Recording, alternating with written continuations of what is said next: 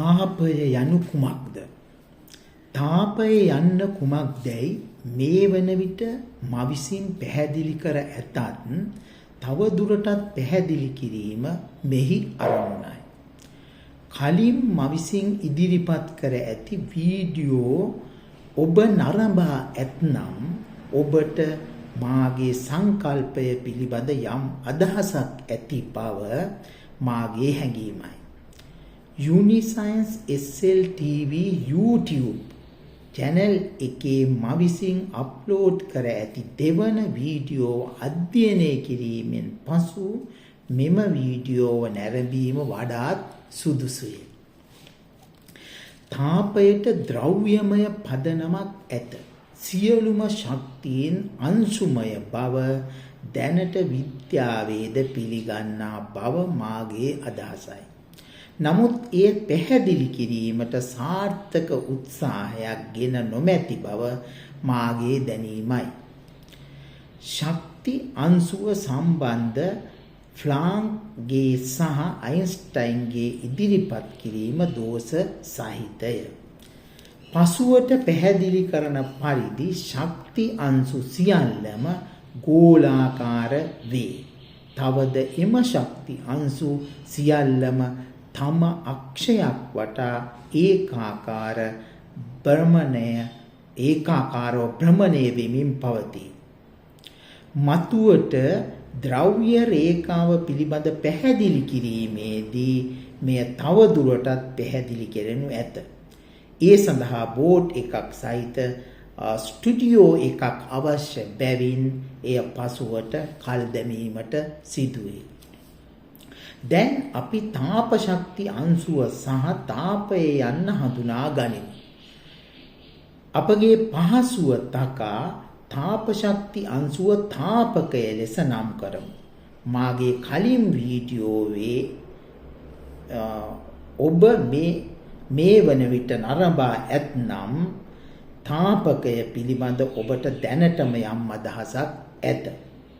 සියලුම ශක්ති අංශු මෙන්ම තාප ශක්ති අංශුවද තම අක්ෂයක් වටා භ්‍රමණය වෙමින් පවතී.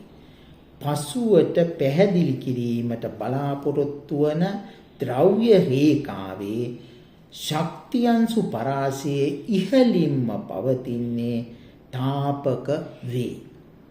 තාපක යම් ස්කන්ධ පරාශයක පවතී. ආලෝකය යම් ස්කන්ධ පරාශයක පවතින ආකාරයෙන්ම තාපයද එසේ පවතී. ආලෝක ශක්ති අංශු පිළිබඳ පැහැදිලි කිරීමෙන් පසුව මෙය ඔබට තව දුරටත් පැහැදිලි වනු ඇත. ද්‍රව්‍ය රේඛාව පිළිබඳ පැහැදිලි කිරීමේදී මෙය තවත් හොඳින් පැහැදිලි වනු ඇත. තාපක පදනම් කරගෙන තාපය බිහිවන්නේ කෙසේද යන්න පැහැදිලි කිරීමටයි දැන් සූදානම් වන්නේ. පදාර්ථ දෙකක් එකිනෙක ස්පර්ශ කරමින් වේගයෙන් චලිත වීමේදීද ගැටීමක් සිදුවන අවස්ථාවේදීද පිපිරීමක් සිදුවන අවස්ථාවේදීද තාපය ඇතිවන බව ඔබගේ අත්දැකීමයි.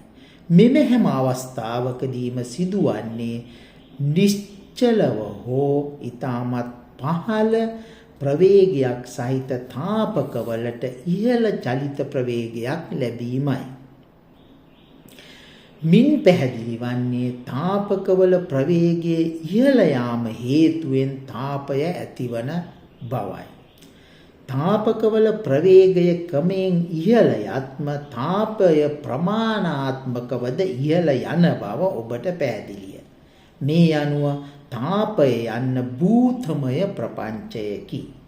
තාපයේ වෙනස අපට සංජානනය වන්නේ සීතල සහ උණුසුම ලෙසය.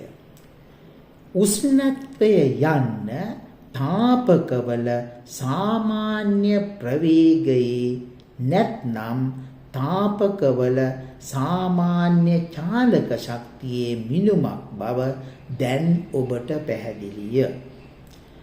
තාපකවල භ්‍රමණ චලිතය පමණක් ඇති අවස්ථාව ඒවායේ උදාසීන අවස්ථාව වේ.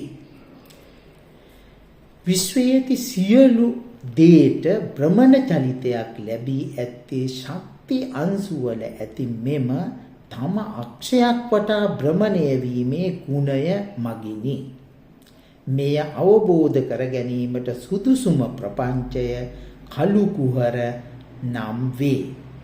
කළු කුහර සම්බන්ධයෙන් තවදුරටත් පැහැදිලි කිරීම පසුවට තබමින් නවතින අතර ඔබ සැමට යහපතක්ම වේවා.